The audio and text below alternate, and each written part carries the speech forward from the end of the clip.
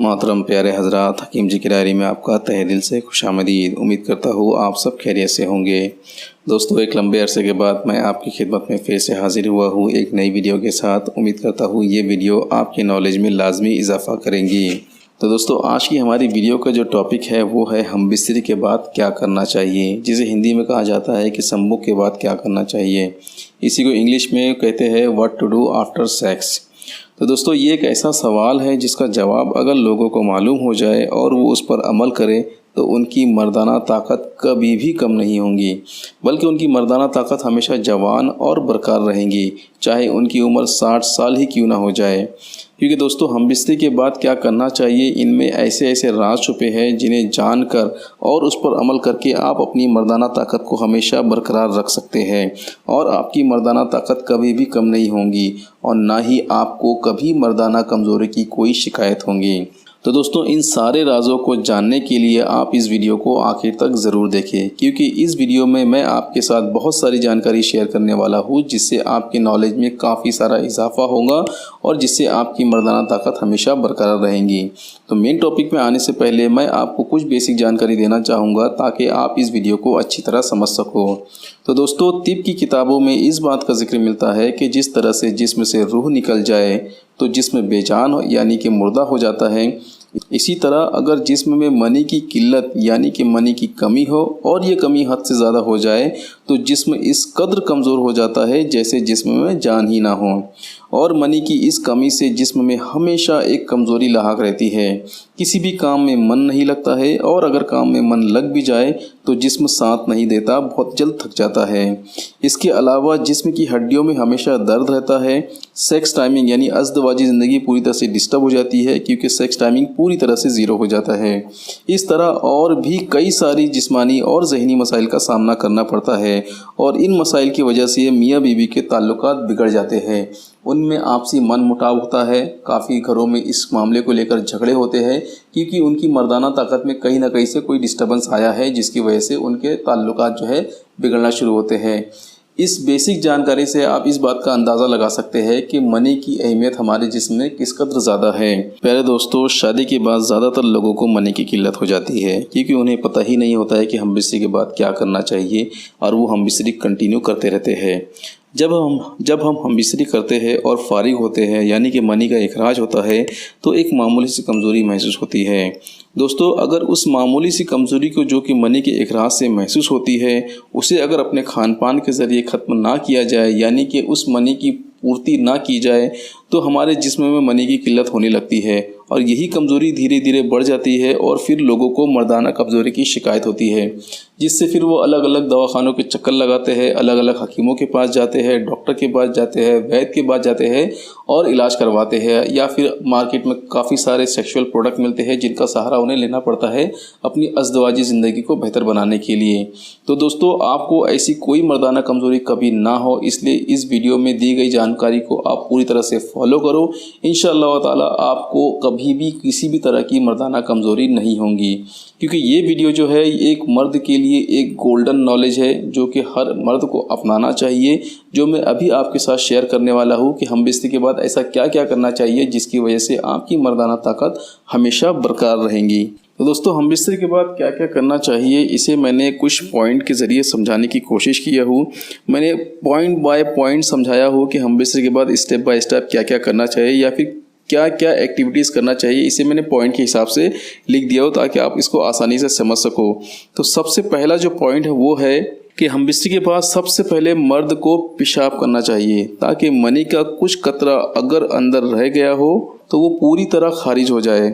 Second point है कि ठंडा पानी और ठंडे शरबत यानी कि कोई भी ठंडी चीज़ें हरगिज़ ना पिए, वरना लकवा होने और रीह के अमराज यानी कि पीठ के अमराज के पनपने के चांसेस बन सकते हैं। इसलिए कई लोग शिकायत करते हैं कि जब हम हमबिस्तरी करते हैं तो शुरू में अच्छा था, लेकिन कुछ दिनों के बाद 6 महीना, साल भर, 1.5 साल के बाद क्या होता है कि जब भी वो हमबिस्तरी करते हैं तो उनकी पीठ में भयानक दर्द होता है, कमर दुखने लगती है और काफ़ी सारी इस तरह की जोड़ों के दर्द को लेकर वो शिकायत करते हैं क्योंकि वो हमबिस्तरी के बाद तुरंत में कोई ना कोई ठंडा पानी या कोई ठंडी चीज़ें इस्तेमाल करते हैं।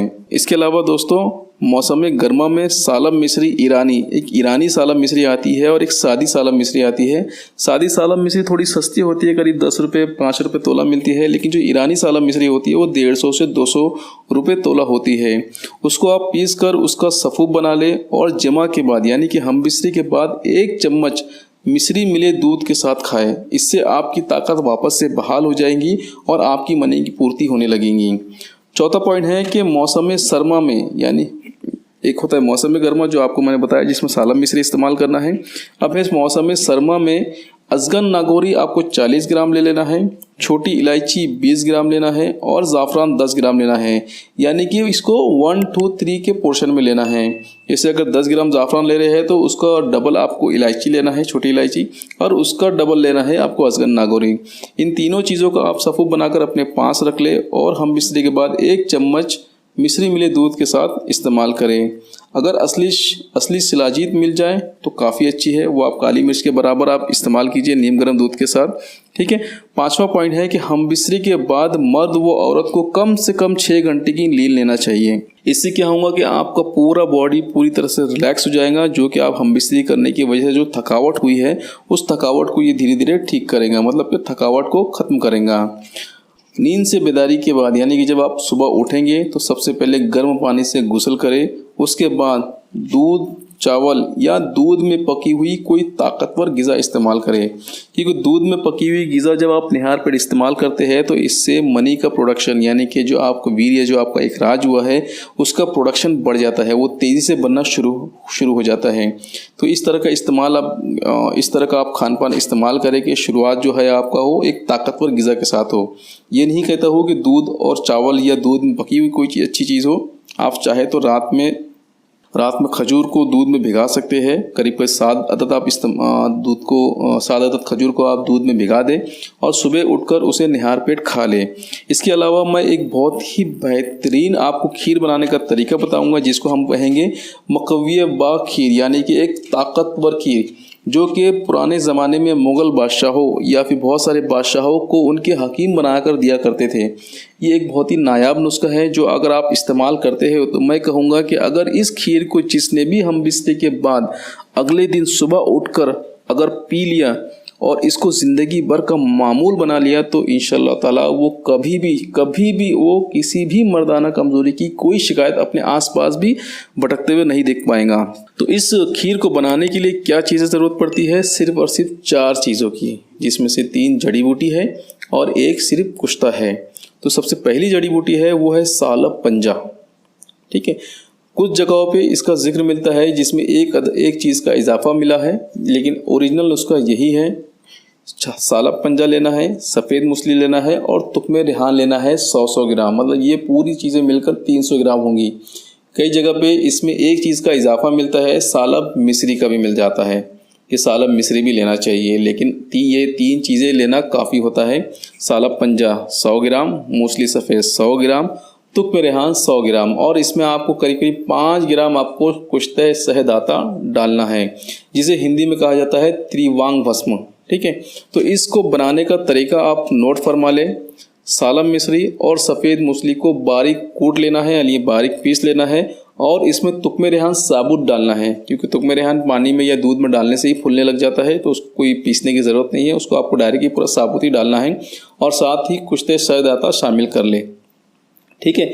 इसको खाने का तरीका समझ ले कि खाने का या बनाने का तरीका समझ ले, वो तो आपने पाउडर बनाकर रख लिया है। अब इसको खीर कैसे बनाना है ये समझ लिया और उसको कैसे खाना है ये भी समझ लीजिए। तो सबसे पहले आधा किलो दूध को चूल्हे पर चढ़ाकर उबाल ले। जब दूध में उबाल आ जाए तब इसमें सिर्फ और सिर्फ 10 से 15 ग्राम, यानी 10 ग्राम डाले तो काफ़ी है, 10 ग्राम सफ़ूफ डालकर नहायत हल्की आंच पर पकाए। जब दूध 1.5 पाव रह जाए और खीर जैसा गाढ़ा होने लगे तब उसमें हस्बे जायका शहद मिलाकर नोश फरमा लें।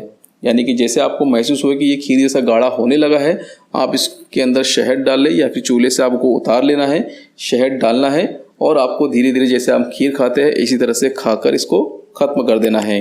तो दोस्तों ये एक ऐसा नुस्खा है जिसे आप अगर हर हम बिस्तर के अगले दिन अगर करते हैं तो यकीन मानिए दोस्तों आप हमेशा अपने आप को जवान और हमेशा सेक्सुअल लाइफ को बहुत ही अच्छी तरह से इंजॉय कर पाओगे। तो दोस्तों ये थी कुछ ऐसी जानकारी जिसे अगर हम बिस्तरे के बाद अगर फॉलो किया जाए तो आपकी मर्दाना ताकत में किसी भी तरह की कमज़ोरी नहीं होगी।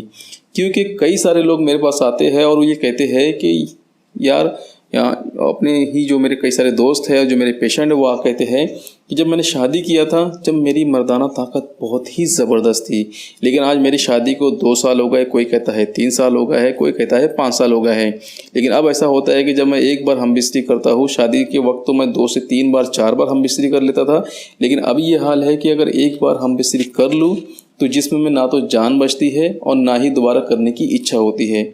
ऐसा क्यों होता है? क्योंकि हम जब हम बिस्तरी करते हैं शादी के वक्त, जब हम कंटिन्यू हम बिस्तरी करते हैं तो हमारी मनी डेली खारिज होती है, लेकिन हमारा खान पान उसी तरह से रहता है जैसे कि शादी के पहले था। जबकि शादी के बाद जो होता है हमारे खान पान में बदलाव आना चाहिए। जब हम बिस्तरी करते हैं तो उसका अगला शुरुआत जो है हमें बहुत ही ताकतवर ग़िज़ाओं से शुरू करना चाहिए, लेकिन हम क्या करते हैं, वही चाय, टोस्ट और वही अनहेल्दी फूड इसका इस्तेमाल करते हैं, जिसकी वजह से हमारी मनी की कमी पूरी नहीं होती है और ये धीरे धीरे हमारी बॉडी में कमज़ोरी बढ़ने लगती है और हम 2 साल 3 साल या 5 साल का शिकायत करते हैं कि हमारे अंदर मर्दाना कमज़ोरी आ गई है या फिर हमारे अंदर वो ताकत नहीं बची जैसे कि शादी के वक्त थी।